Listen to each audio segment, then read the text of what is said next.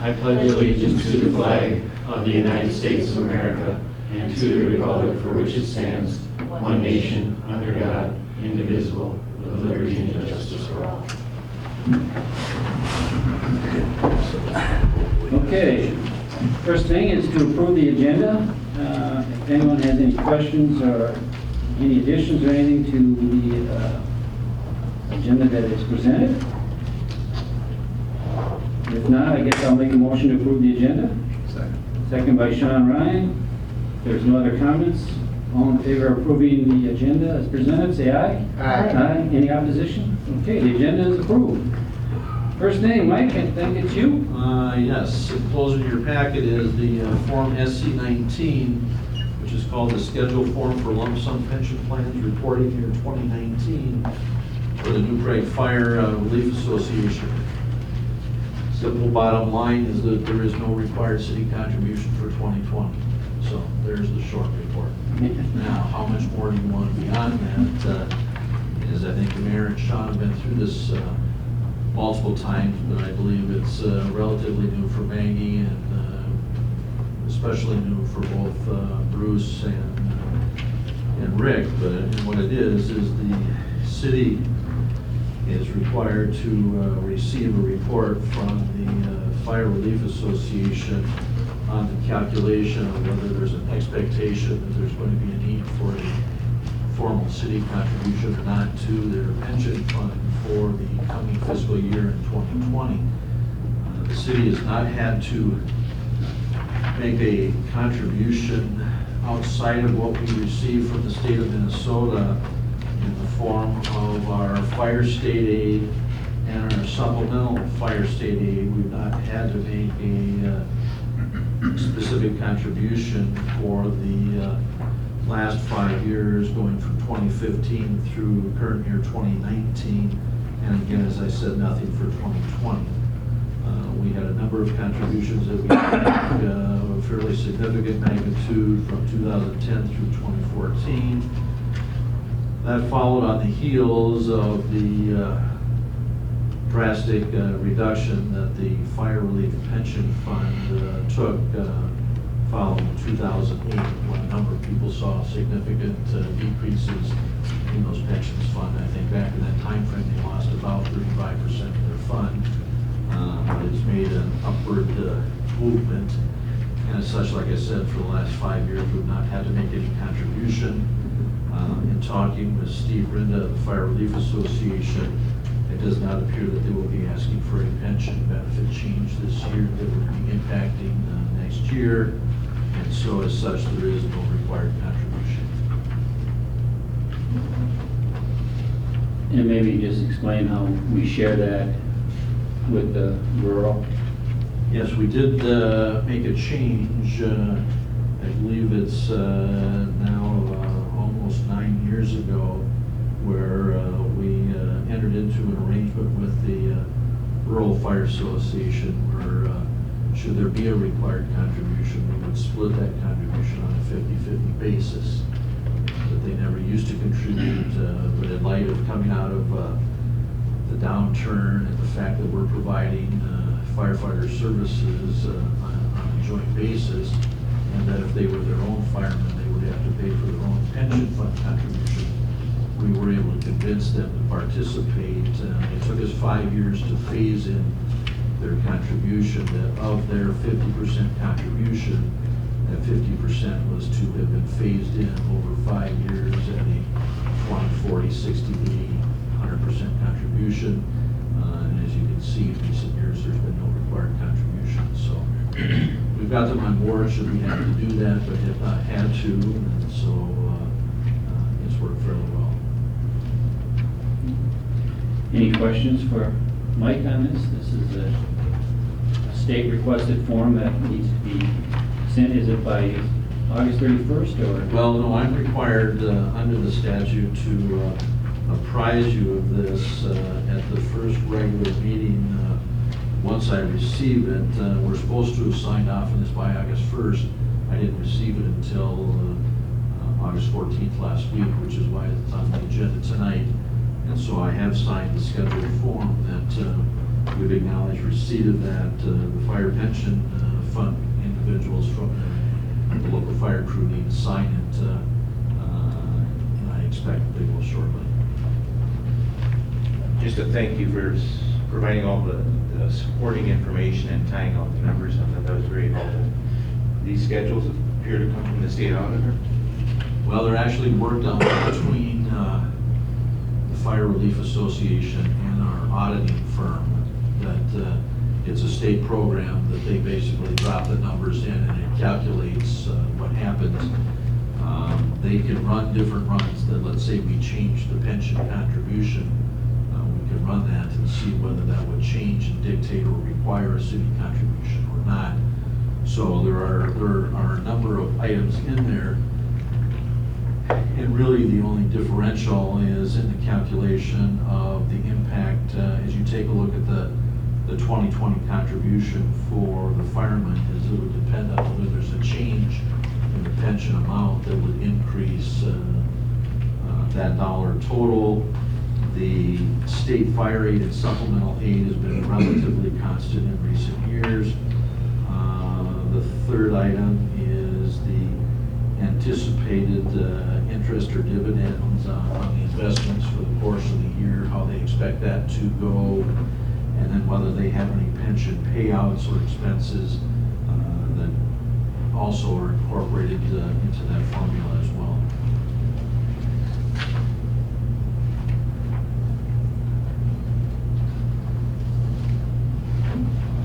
I think on the very last page it talks about that at the present time is that with the required contribution for 2020 at zero, it does show that the projected funding is that the pension funds funded at a level of about 87% right now.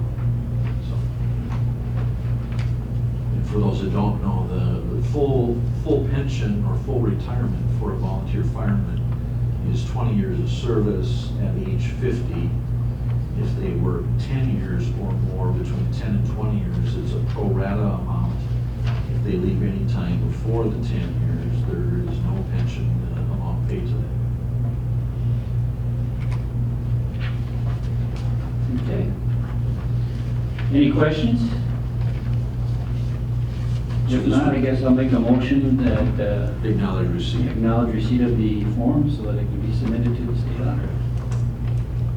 Second. Got a second by Sean Ryan. There's no other comments. All in favor, say aye. Aye. Any opposition? Okay, passes 5-0. Next.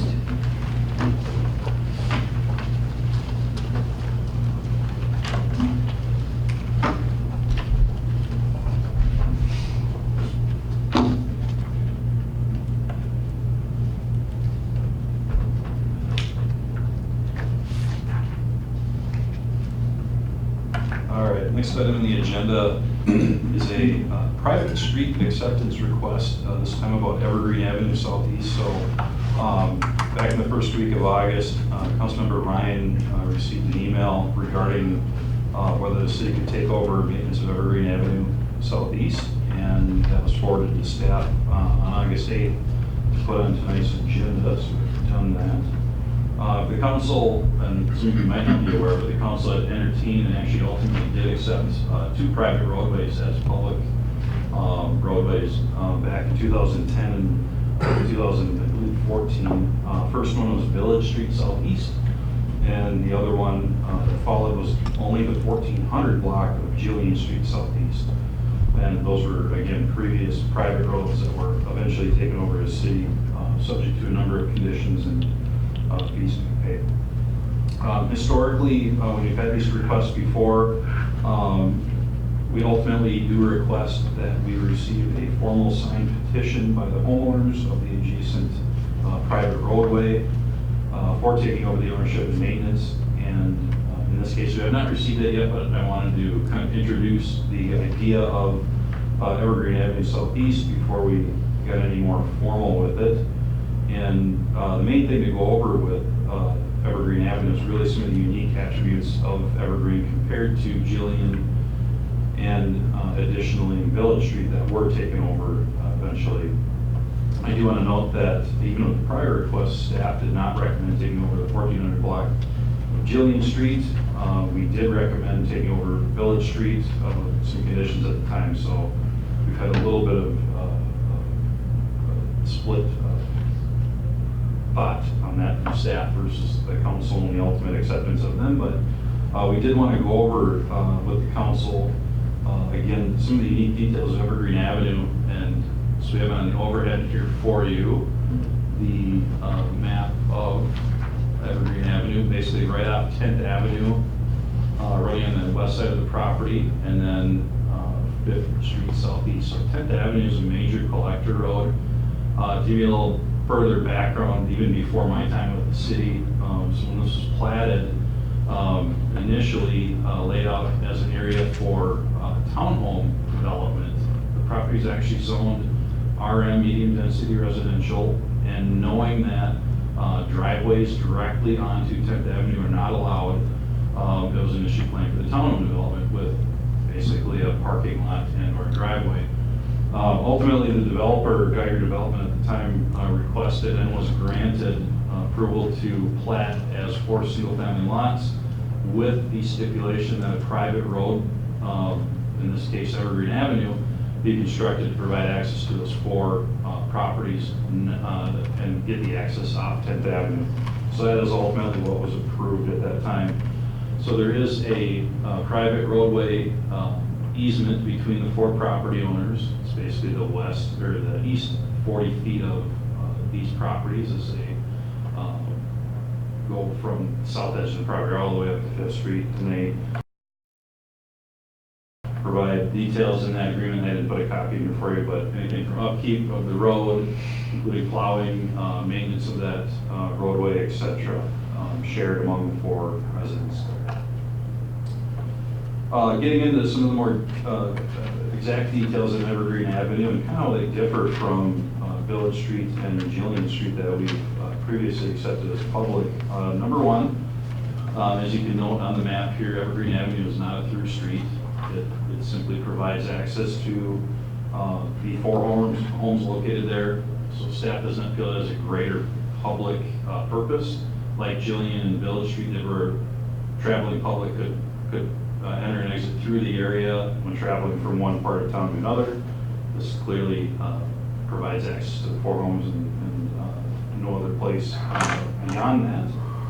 There's no turnaround for emergency vehicles or really any vehicles for that matter. That ends at a driveway at the very south end. Additionally, Evergreen Avenue is a 20-foot wide, and that's basically from the edge of the curb to the edge of the curb roadway, versus Village and Jillian Street, which were 24 feet. Still very narrow, but still meeting a minimum roadway width that we have in our subdivision ordinance. This one does not meet that minimum of 24 feet. Evergreen Avenue doesn't have any public utilities under it. That was one of the points that were a major decision within the other private roads, that there was public utilities, including maintenance of the water main, maintenance of the sewer, sanitary sewer line. There's a little bit of storm sewer in the very north end that connects up to 5th.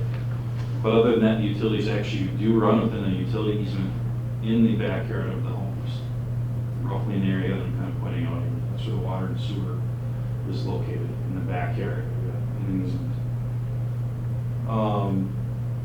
One other kind of point of discussion to bring up, so Jillian and Village Street were in outlots that were an identifiable piece of property that could be deeded to the city in taking that over. Here we do not have an extra lot.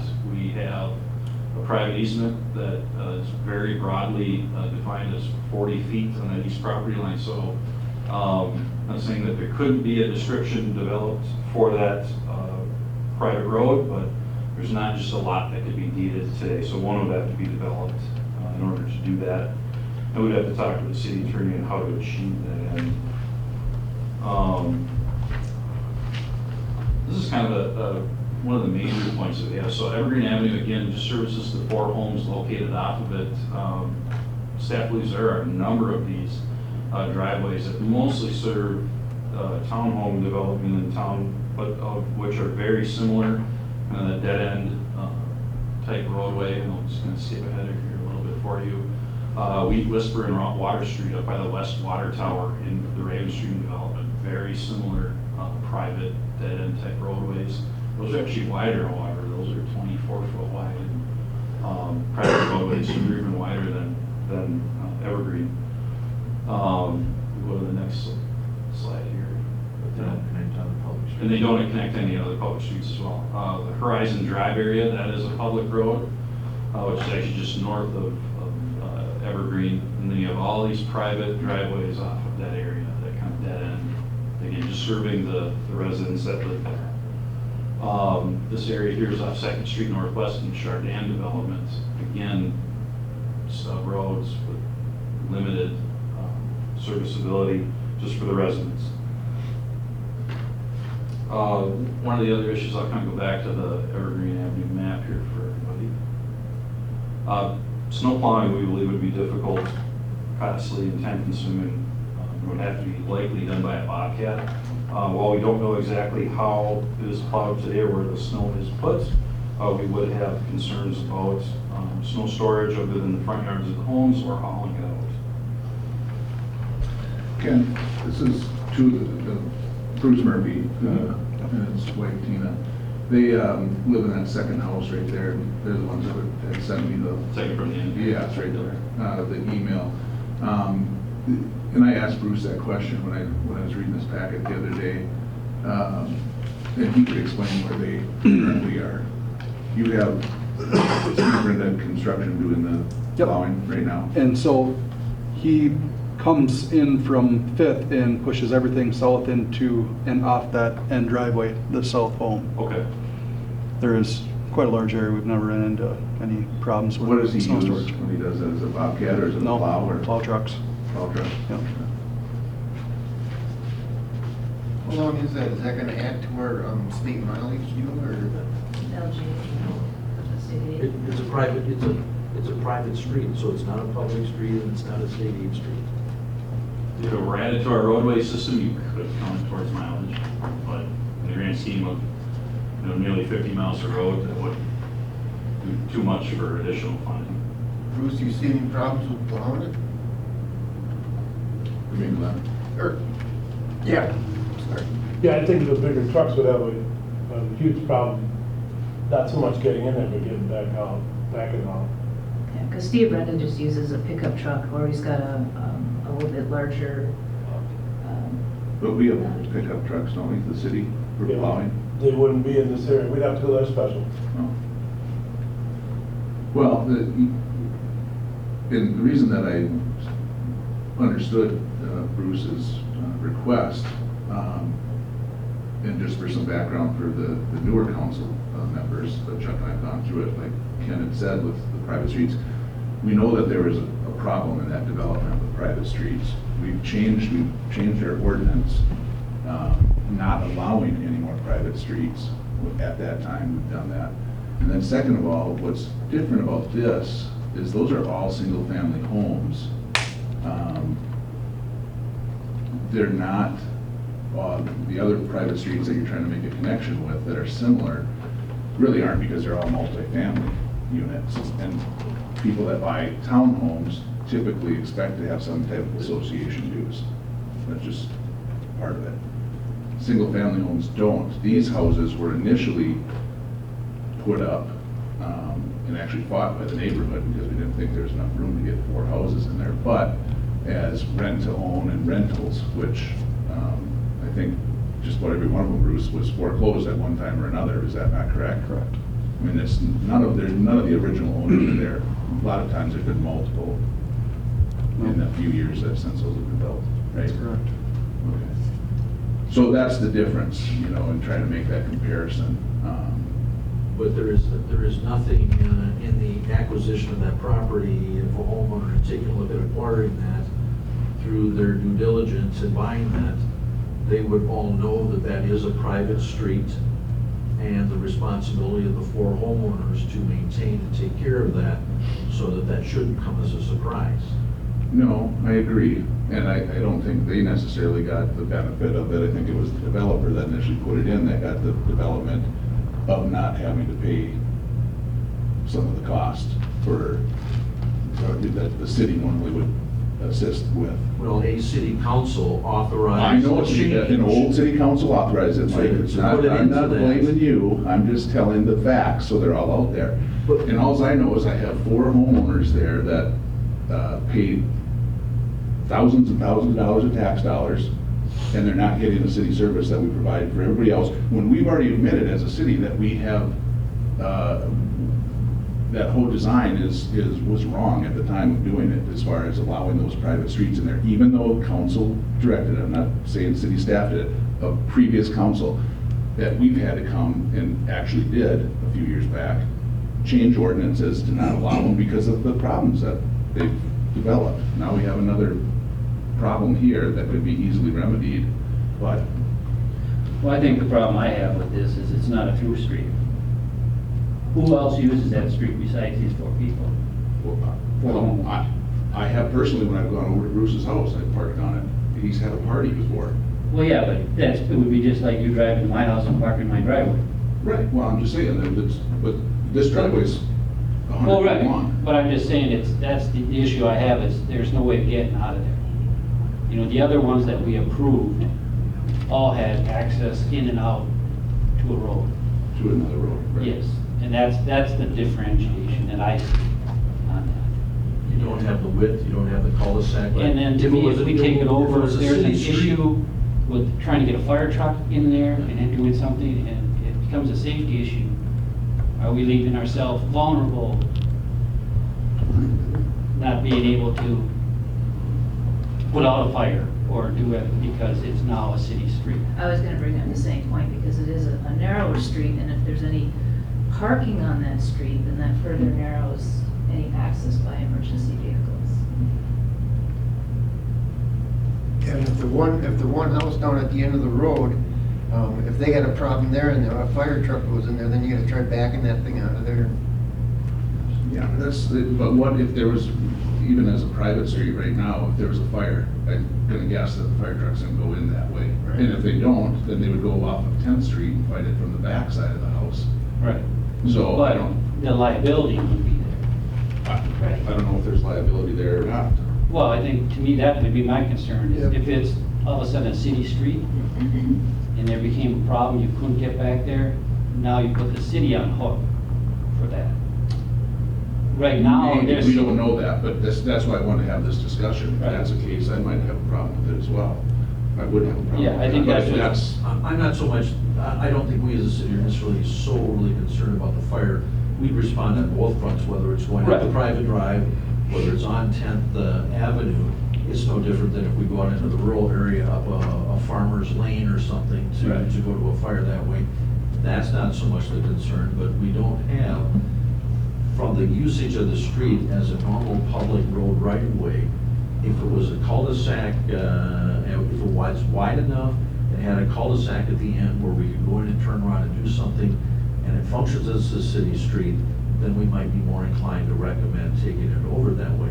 But due to its width, no cul-de-sac, we don't have the features or the elements associated with what is considered normal street right of way. Well, what kind of action are you asking for tonight? So Would it basically be approved, or introducing it you've got to tonight- get the petition first, correct? introducing it tonight to let you know our thoughts on the background of that.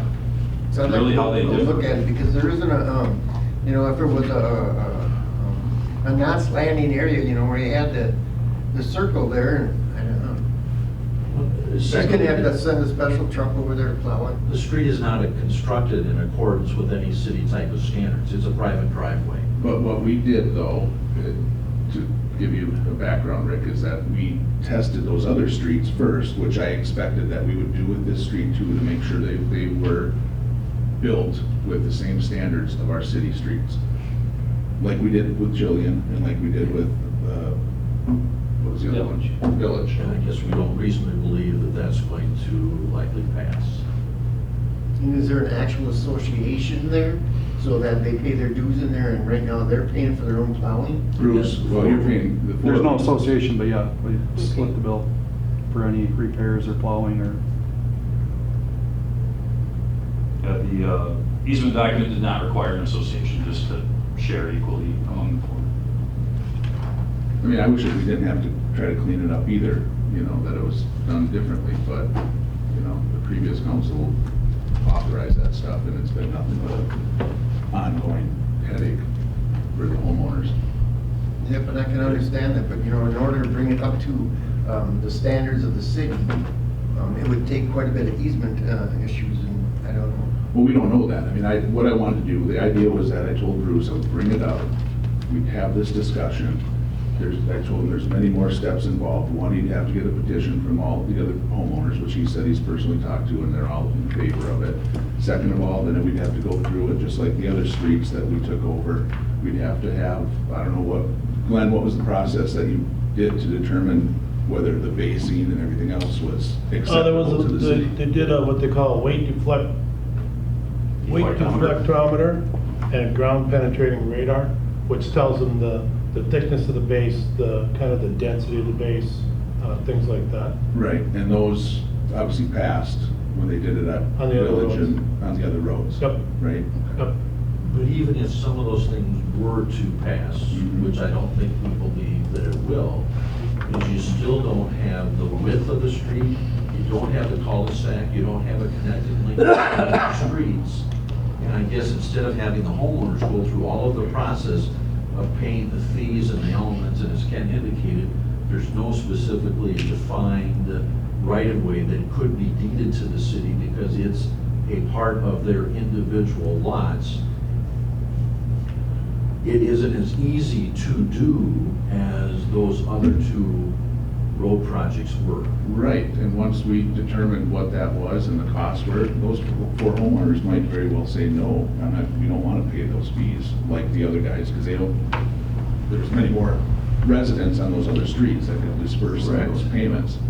And that could be the case, but that's up to them. All I know is I want to bring in, if I have four people, four residents that are going to ask me to have the city look at it and do something, I'd like to do that for them. I mean, May I ask, Bruce, specifically, what was your reason to bring this up? What is the problem or the troubles for homeowners of maintaining the? But we pay taxes here in New Prague. We don't, I guess we pay for all the plowing, so it was, we were just exploring if it was a opportunity for us to hand over the maintenance to the city for that.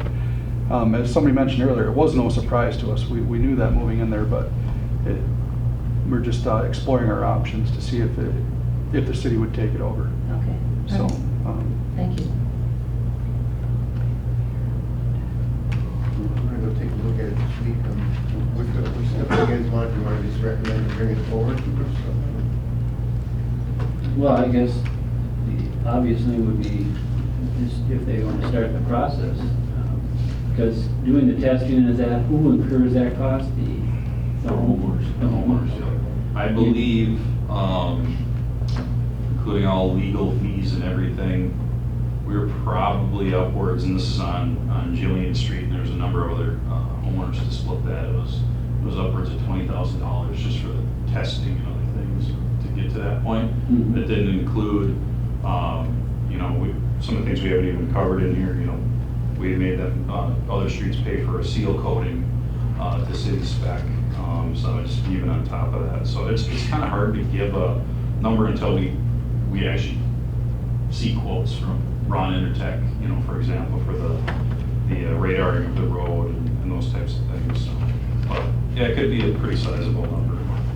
Yeah, and you might want to warn all four of them residents. I mean, that's why one of them's here.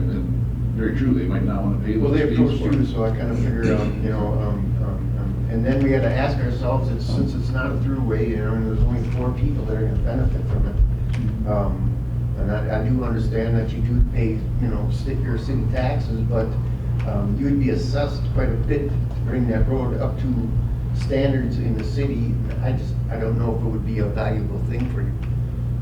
if we knew what that number was, I mean, it'd be, But right now, you're looking at least at minimum 20,000 to get it going. mhm. Have just to mention my take on this, so you have that information for whatever it's worth for you. I would not support it for the reasons that city staff, I would support city staff's recommendation and information based on what they presented. Property taxes are based on the value of the property, and the assessor has to take into consideration whether you have a private drive or not. So it's not like they're being overcharged. And if they feel like they're being overcharged, that's an assessment issue that you can go and say, we have a private drive, you're supposed to compare my house with all people with private drives, and I'm paying, my values higher than it should be. That's how you would detect that property tax. But that was granted at the time that plat was done, I think. So it's been on record and everyone knows. Maybe the developer got the benefit of being able to put more lots in than they would have otherwise. But everyone agreed to it, and that was approved at that time. So there's no precedent or anything established there. And everyone that's bought it and every bank that put a loan against it knew that there's a private drive there. So it's already been put in the valuation of the property and continues to be that way in the future. And people are buying it that way when they have a private drive. But if you have a poem about the value and you're paying something, or you're paying more than, and you're not getting a service, I would recommend that you talk to the assessor if you feel you're being overvalued there. The previous zoning issue, there's a lot of things that change over time with zoning, and we have properties all over the place that were conforming at one time, they're not conforming at this time. Whether someone made a mistake in the past, I'm trying to think if I was applying in zoning back then, so I don't want to say too much. But that's what it was back then, and we can all look back in hindsight and say we'll do it differently, but there was nothing hidden here, and we have a lot of properties like this now. And if there's any deeding property, and that's one of the things you have to look into, then you have to go and look at any zoning ordinance variances that you're going to need in the future too, because your lot lines are going to change, and that might create some additional problems for you and all these people. This is an unusual, that boulevard is pretty large there in 10th, I think. Is it wider than normal? So it looks like you have big lots, but the zoning is your lot line ordinance requirement. So if you take away that private drive, you're going to have a different lot line, and think about that. What you may have some unintended consequences because of that too. So, but just so that's just my take on it. So Kind of in the same boat. So the lot line that runs north and south is, if you pull that map up, I don't know if this makes a difference or not, I'm just want to point out that our lot line extends to the east of that private drive. Right. That row of pine, you guys are all aware of that? Yeah. right, but Okay. it will go away once if you would do this. The pine trees would. The lot line, Your lot line. you would have to give up land To the city. to the city, and your lot line would change. Okay. So your setbacks, anything you do in the future, Really useful laptop anyway. Yeah. potentially you have to give easements for utilities. I think you're looking at a bill that you guys don't want to pay against. Like me? Sounds like it. All right, well, I don't know, we can squash it. All we were trying to do in responding back to the council with the inquiry was to kind of give our best indicators at this point, before they would go through all of the efforts to do that, that likely we'd ultimately come back with that same recommendation, and they would have spent a lot of money to do it. So we were trying to give our best thoughts up front, because of the differences between the two that you have approved and this one, and all was different.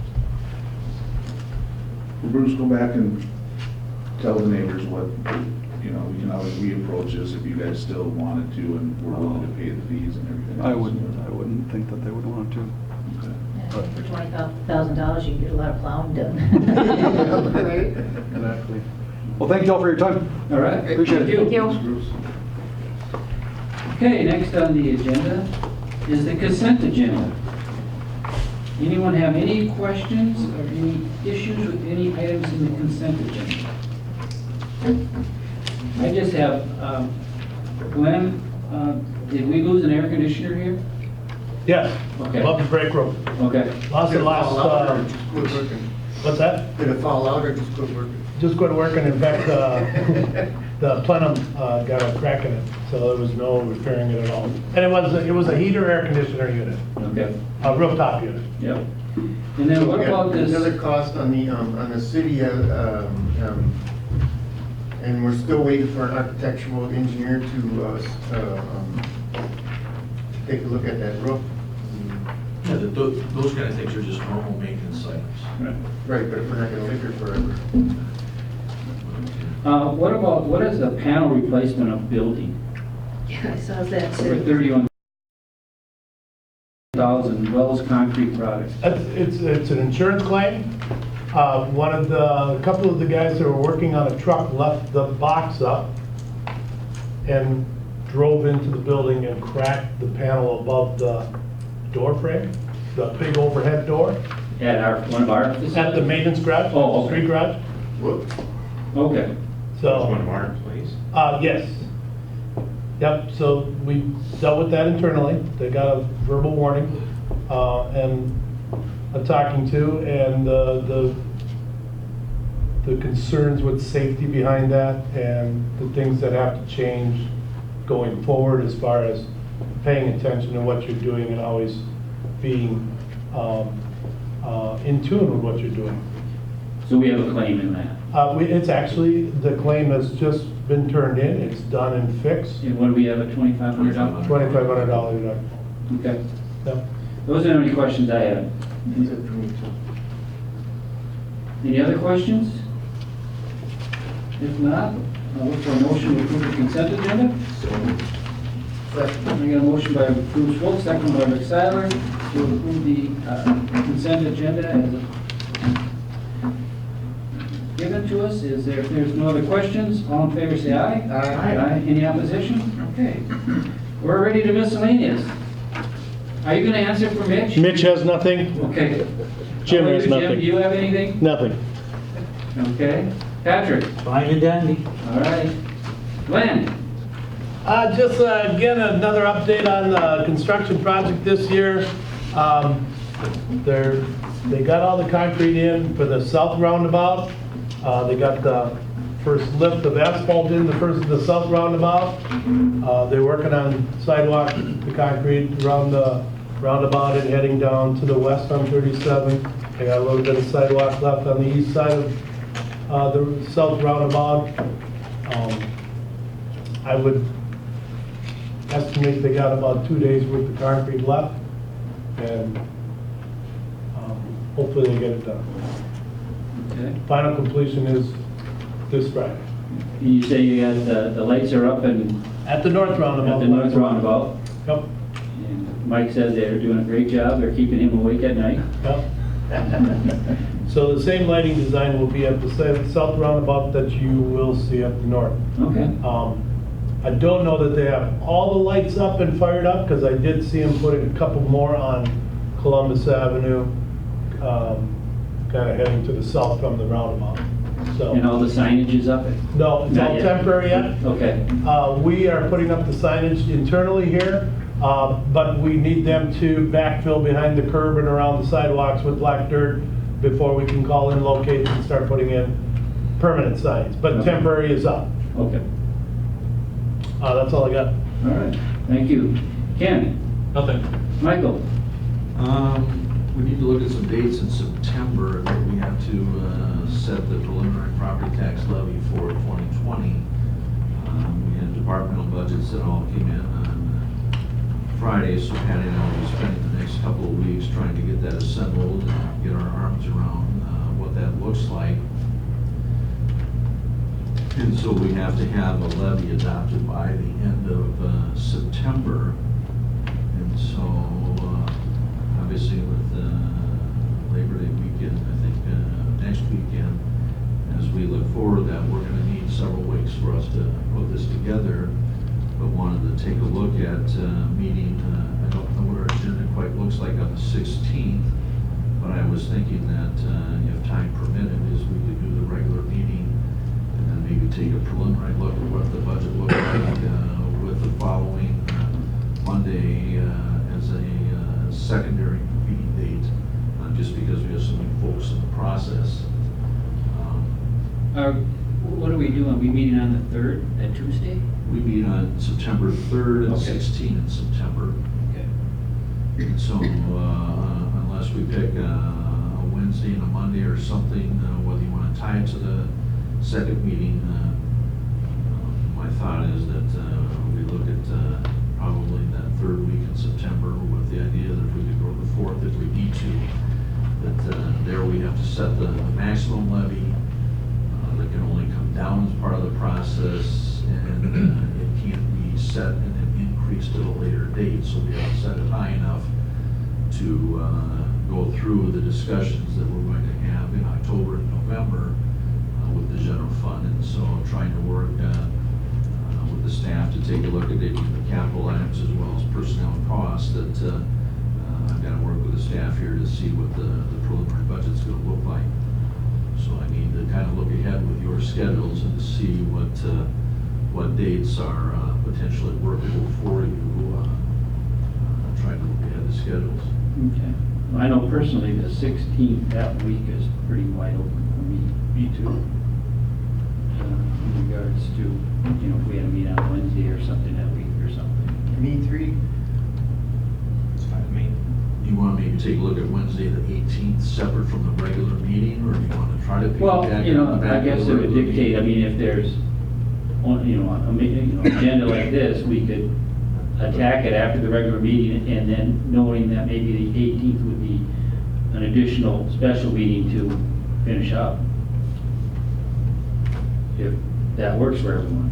Because in looking at that, it's not like we're going to go through intricate details and solve all of the departmental budgets. We're trying to look at what does the big picture look like, what's happening in the personnel front, the O&M, capital. So we've got a number of probably some big ticket items that we'll want to look at and to see whether we have the levy large enough to cover those items or not, so that we've got a framework in which to operate. I typically use the month of September after the departmental budgets come in to kind of refine what my final recommendation is, but we've still got to set that preliminary levy. Well, does that work for everyone if we tentatively set for after the council meeting on the 16th? But if it's a heavy agenda item, move everything to the 18th, that Wednesday at 6 o'clock. Does that work time-wise? Could we do 5 on Wednesday? I'm fine with 5. Does that work for you? Yes. You don't have planning or, no, that's the following. Yeah, then, Actually, planning, I think, might be that is it? Wednesday, because we have moved up a week. Right? Because of the, I'd have to look. Do you know what you had, friends? We could move that down to the conference room. I don't know yet.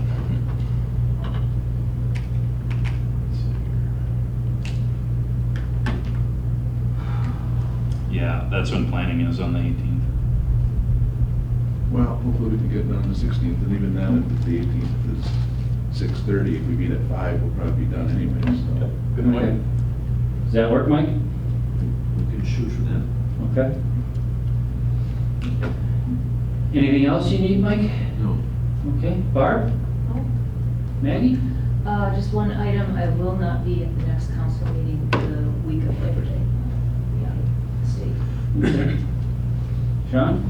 I got two things. One, Ken, update on the wetland permit that over behind Coburn's there, that we were checking on. Is there anything new?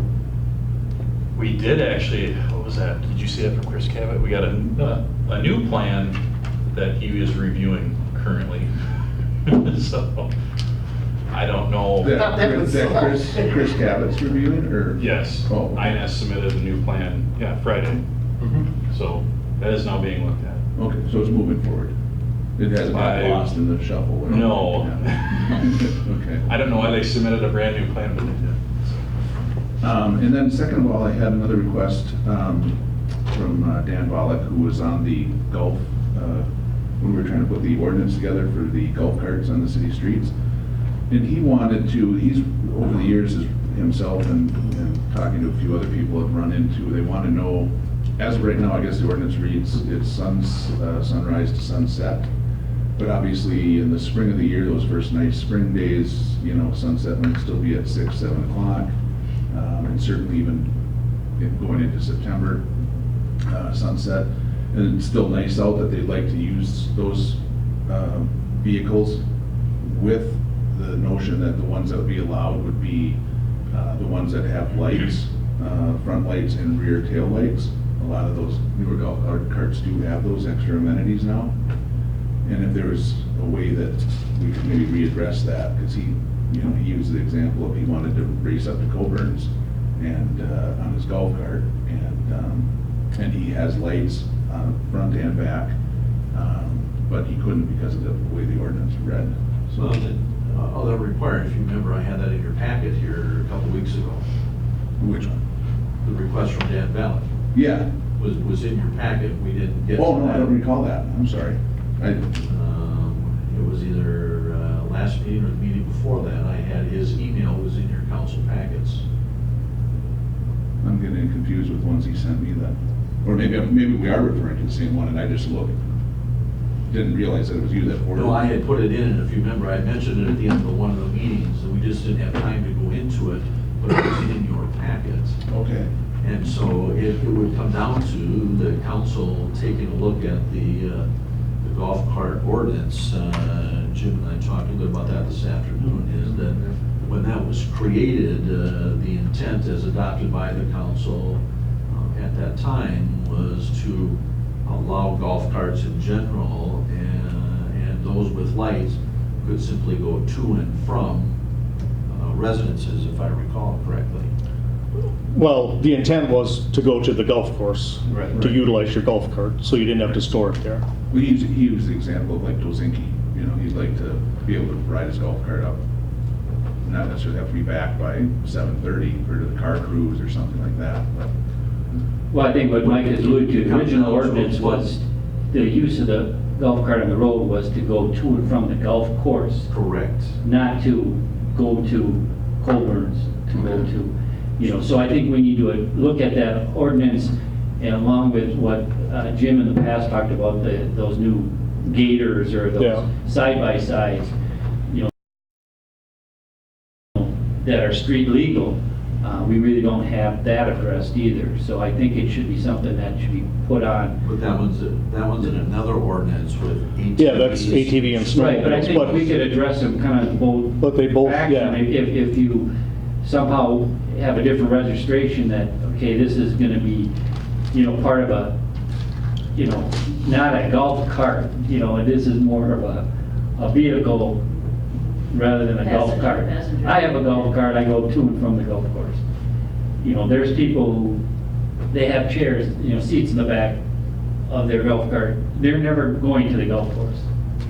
And I think that's the issue, what Mike is saying, is that the original ordinance was just for golf carts to go to and from the golf course. okay. The council And- can certainly change that. Right. But it was a fundamental philosophy on how you wanted to allow golf carts to travel throughout the community. And as the mayor indicated, it was intended to go back and forth from residence to the golf course. Right. If the council wants to modify that, change that, or do something different, then we need to have a change in the ordinance. Well, they were still prohibited from going on to actual Main Street too, is that correct? Yeah, Yeah. they can't travel on the highway Had to be or only separate county areas. roads. Yeah. Right. Yeah. You can cross county roads and state highways, but you cannot ride on others. But I can put together a bit of a demonstration or a PowerPoint for you guys regarding what we can do with golf carts, and then also the blending of snowmobile, ATV, and UTVs, and then present that to you, and you guys can decide what direction you want to go with that. I know Newmarket just had theirs a couple weeks ago, and they are proceeding to open it up to UTVs, ATVs, and golf carts. Well, I think, golf carts are electric vehicles, so that, the push, moving to more greener transportation, I think it would be nice to. Well, you'd be surprised. A lot of them- Some are electric, yeah. Oh, yeah. Majority of them are gas. Interesting.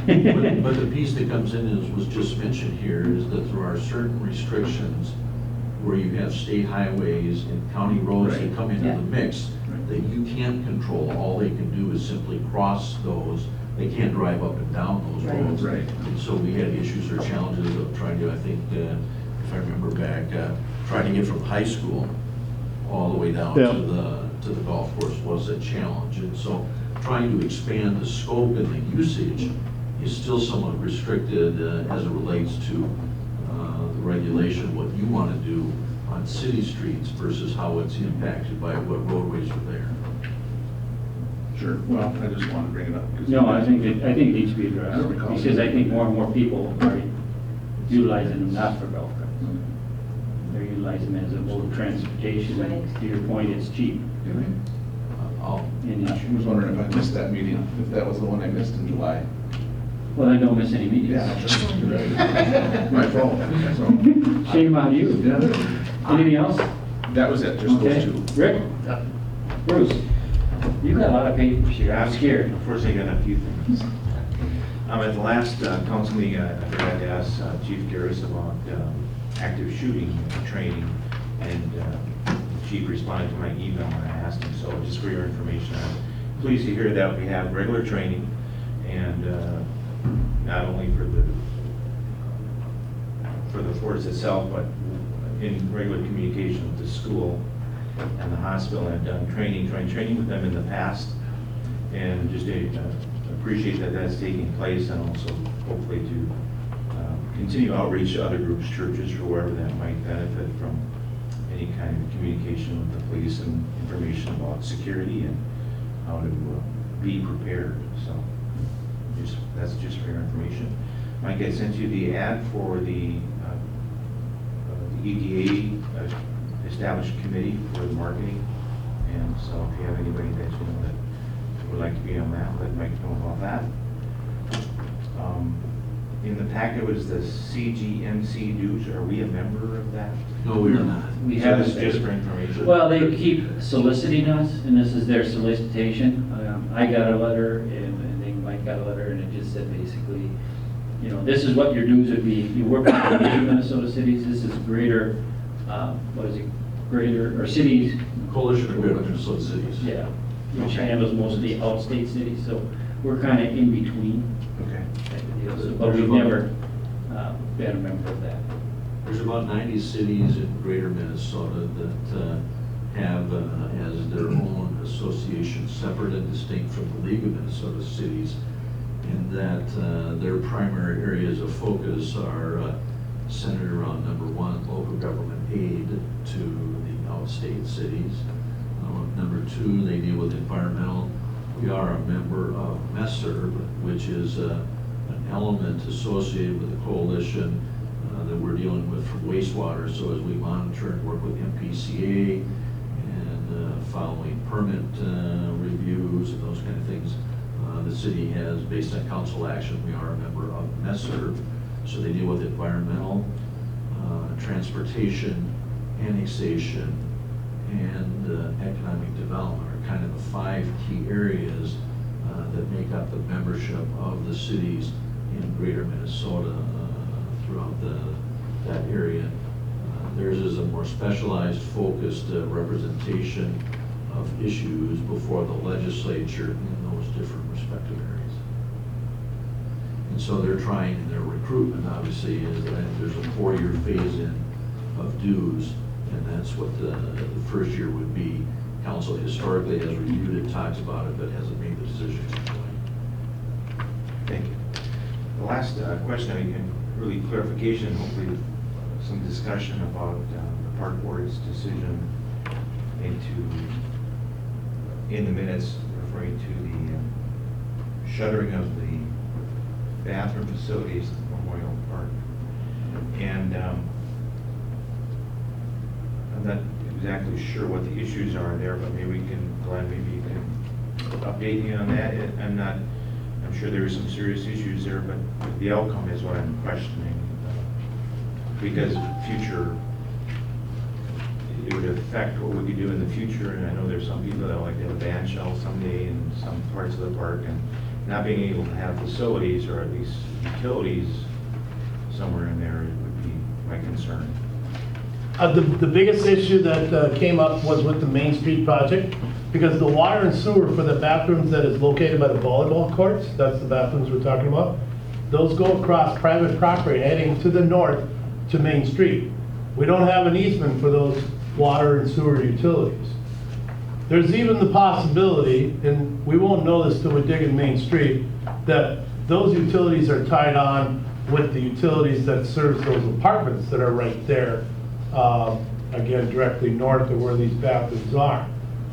The reason we don't know that for sure is when you put a line locator on the copper line, we don't find two lines. That could mean that they're 6 inches apart, but we can't say that we got two water lines there. When we videoed the sewer main going down Main Street, getting in preparation of redoing Main Street, which has been done now 2 years ago, we look for what we call the sewer Ys, or the connection of a service to the sewer main. There's only one sewer Y in that area. Again, that's pretty much telling me that it's tied into the same line as the apartments. So that's the big issue there, is what would we do for the utilities? When Main Street's redone, do we put in another sewer and water running across private property and hope nobody says anything, try to get easements? Looking at the shape of the bathrooms, the possibility of never making that bathroom ADA compliant. After talking to Ken, we decided to talk to the park board and get their feelings as far as, do we just eliminate that bathroom, put up portables that are ADA compliant for the day coming that a band shelter is built, and then there would be bathrooms that would be installed, that then you could go with utilities to Lexington Avenue, would be one example. You could get the water and sewer off of Lexington South. Whatever happens to that, I shouldn't say whatever happens. If another bathroom is put in the same location and we need to go with utilities to Lexington South, you'd be putting in a lift station at the bathrooms, which is not the end of the world, but they can be kind of spendy and they're kind of high maintenance. But that is an option. That's something that can be looked at in the future. Again, the conflict we have with the utilities running across private properties is the biggest reason I started talking to Ken about it, than really looking at the bathrooms close and going, there's no way we can make this existing structure ADA compliant. Even if you built a ramp in, nothing inside is ADA compliant, or it would be almost impossible to make it ADA compliant. Building's old, all the plumbing's old. We do spend quite a bit of time. Sewer plugs up once in a while on us. We're repairing pipes once in a while. We had one 2-3 years ago that broke underneath the concrete, so we were knocking out concrete to fix the pipe. It just kind of, to me, seems like the time to probably eliminate that building, put up temporary ADA structures, and then wait for the next, what's the future going to bring for that area? There's no asbestos in that building. There would not be.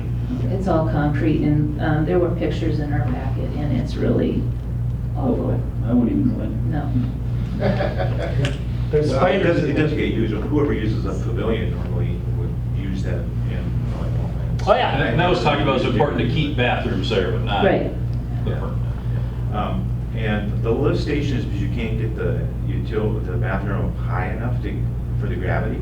That, correct. So if you built a new one, you couldn't get it high enough. Not in that spot, not to meet the sewer on Lexington Avenue. Which would be the closest. Because Lexington actually is a little higher. But utilities have to be into the ground there, so I'm just surprised you're talking about a lift station. Well, because the sewer line in Lexington would be higher than what the sewer line leaving that bathroom would be, and this is an extreme, but if Lexington was lower than the area where that existing bathroom is now, then gravity would be no problem. You could build it up and Yeah, maybe do it without a lift station? yes. Okay. So let's say, for example, you put this bathroom right behind the ballroom. that you could get utilities, you could get gravity flow and go down to Lexington. Because there's that much of a hill there. I understand the hill, I've been there many times, and I was just there today again, but it would just seem to me that you could build it up high enough so you can get down to utilities. That's buried 5 feet below at least, so I think. The street, Yeah, so. but if you stand where that bathroom is and look at Lexington. Yeah, that one. You've lost that 5 feet. Yeah. So how do you vacate something like that? If We you would had go back to utilities- that property that we bought a couple of years ago, that little extension last year. Is it Right by going those. through there? Pardon me? Is it going through that parcel Yeah. that was bought? And then it goes just on the west side of those apartments. Is it following a lot line? No, not exactly. So you remove the piping all the way to that point? To our property line of and the stick property a we plug in own, it or something, or and then cap it. in a cabin? Yep, And then walk away into the street? yep. Interesting. So we leave our pipe in somebody else's property? Well, I'm not convinced it's not hooked up to their piping. Okay. And if we find out in Main Street that there is 2 water services, one for the apartments, one for this bathroom, and it's been decided that the bathroom is gonna be shut down, we just wanna hook up another water service. And the fact that there's a pipe staying in the ground, we label all that stuff, that gets all documented in inspection reports, whatever report that will be tied to that property, so that someday if a contractor's digging, calls us up and he goes, I found a copper line, we can find the documentation saying, that's an old abandoned line they used to run to a bathroom. Unfortunately, not uncommon. And then where does the services come from for the other bathroom by the ball field? But the softball fields, Yeah. that comes off of Lincoln, goes across the softball field. It goes underneath the softball fields? You bet. The water and sewer comes from the intersection of First Street and Lincoln Avenue North. I'm sorry, south. And goes pretty much straight from that intersection to the east to the concession building. And could these other bathrooms be connected to that? They could. So you wouldn't have a lift station in that scenario? Nah, I don't know that. That would have to be figured out. You'd have to do some shots, great shots, and get elevations. I couldn't honestly answer that truthfully right now because I don't know the answer to that. Is that? Possibly. That bathroom is really almost like the lowest end of that area. Well, my thinking was, there may be some improvements in that area, so if there's something we should be looking at with the construction of Main Street at this time, just to make sure we're not making it more difficult for us in the future, but it doesn't sound like anything we would do there in the future is going to be affected by anything on Main Street, either Lexington or connected to the other one. Yeah, no, we just don't have that much right of way along that, what I call Park Lane going into off of Main Street. You know, we could possibly stub some water and sewer into that area, But do we have right away on the residential side? not much, Not more than 100 feet? yeah. So to dig there without digging on private property, you'd be ripping up the road to put in a new service. Is there a value in that though? To dig up the road? Like to put a service in there? Is there a benefit to hooking up the other bathrooms to it, or is that adequate for the ball fields, or we have problems in the future digging up the ball fields? We don't have any problems with the utilities going to the softball concession right now. I wouldn't suspect that we will. It's all PVC, plastic. Okay. I would hope that that's gonna last for a very long time yet. Okay. The question becomes is what level or quality of restroom facilities do we want beyond what we have by the softball fields? League of Minnesota comes around once a year and talks to us about assessing all of your facilities, being in the parks, being through the whole organization, and those are the big things they push. You know, we just did that ADA transition plan for all of our city streets. We have to do kind of the same thing in the parks. We have to look at things like that, and it just seems like we got a lot of things that are wrong with this facility, that now is the time to probably change it without sticking money in utilities off of Main Street to where they're at right now. Well, you have no argument for me as far as the quality of the bathrooms or really throughout our park system are probably maybe could be better, let's say. And that one is probably a poster child of not the best one. So that one, I would totally agree, we can demolish it, but I just want to make sure we have our options open if there is an effort to look at other things in the future. So there are options for us. I believe there is. I'm not convinced that there's a good option off of Main Street, but I believe there's options. I think Lexington Avenue really, for whenever the day comes that we really want to do some improving on that side of the park, being a band shell, being another restroom of some kind, I think Lexington Avenue is the way to go. You got to put in a lift station, well, unless you go closer or more to the south. That eliminates that again. So I think we got a number of options.